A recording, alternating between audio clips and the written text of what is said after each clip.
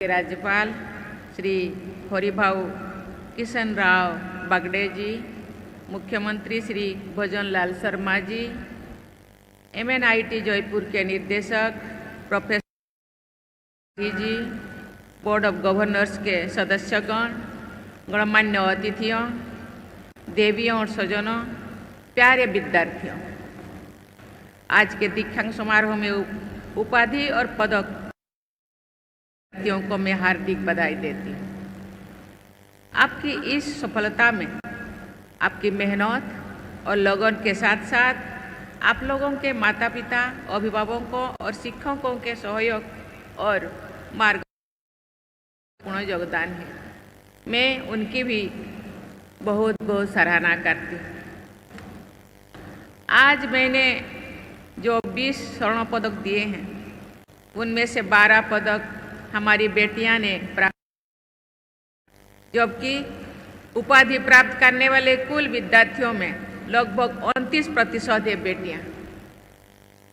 पदक विजेताओं में बेटियां का ये अनुपात इस बात का प्रमाण, अगर उन्हें समान अवसर दिए जाए तो ये अपेक्षाकृत अधिक उत्कृष्टता हासिल कर सकती है। मुझे बताया गया है कि इस वर्ष का सबसे बड़ा प्लेसमेंट पैकेज एक बेटी को मिला है। मैं आज उपाधि और पदक प्राप्त करने वाले सभी बेटियों को विशेष बधाई देती हूँ। रिसर्च और डेवलपमेंट के क्षेत्र में महिलाओं की अधिक केवल देश के सामाजिक और आर्थिक विकास के लिए महत्वपूर्ण है, बल्कि हमारी बेटियों के जीवन की गुणवत्ता में सुधार के लिए भी आवश्यक है।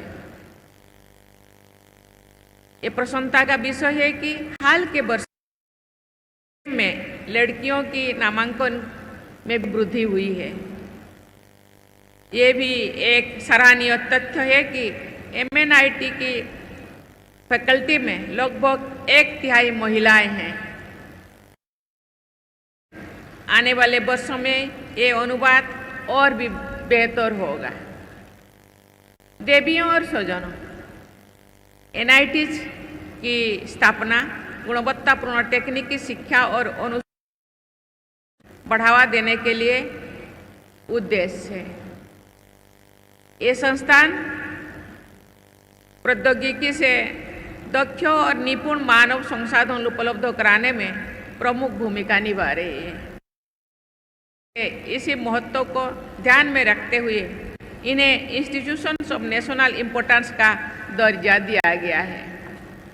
NIT सिस्टम में आधे विद्यार्थी गृह राज्य से आते हैं, जबकि आधे विद्यार्थी के आधार पर अन्य राज्यों से आते हैं। इस प्रकार ये सिस्टम जहां एक और स्थानीय प्रतिभा को निखरने का अवसर देता है, वहीं दूसरी ओर देश की विविधता में एकता की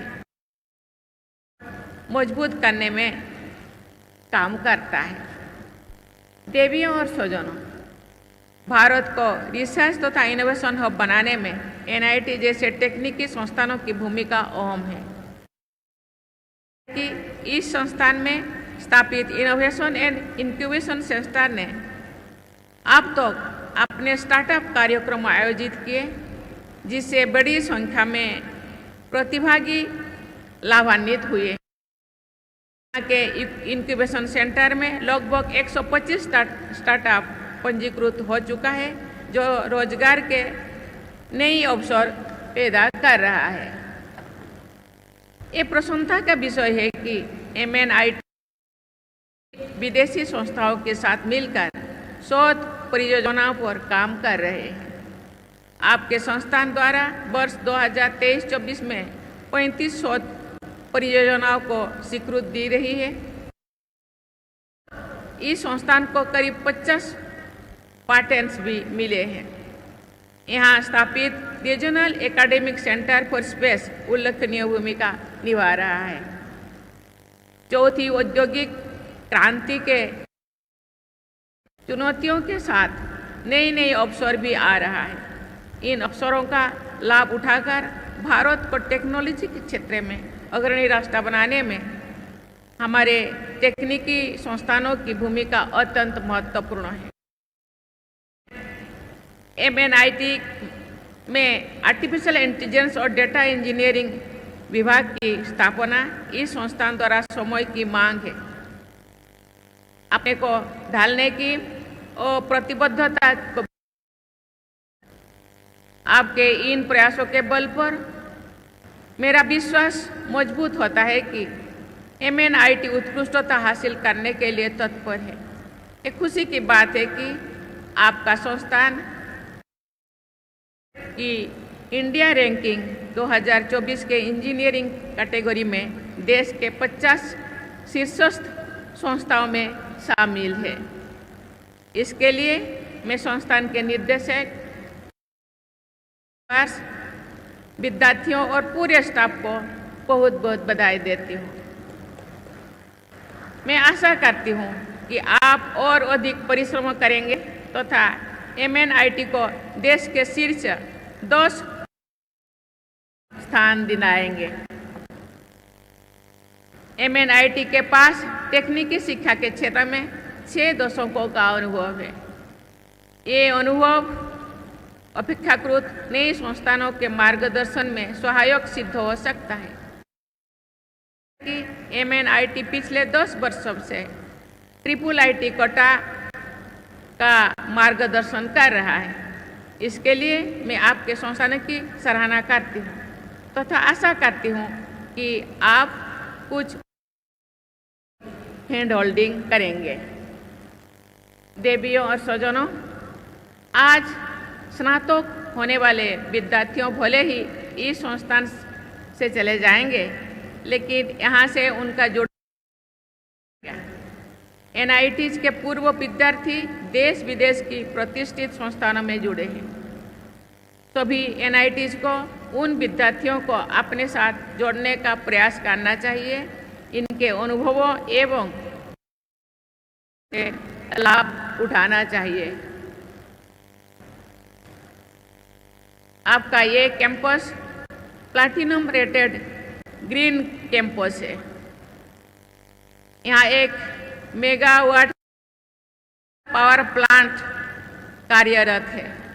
इस वर्ष पहली बार प्रवेश लेने वाले विद्यार्थियों ने इस कैंपस में अपने नाम के पौधे लगाए हैं, जिनकी 4 वर्षों तक देखभाल भी करेंगे।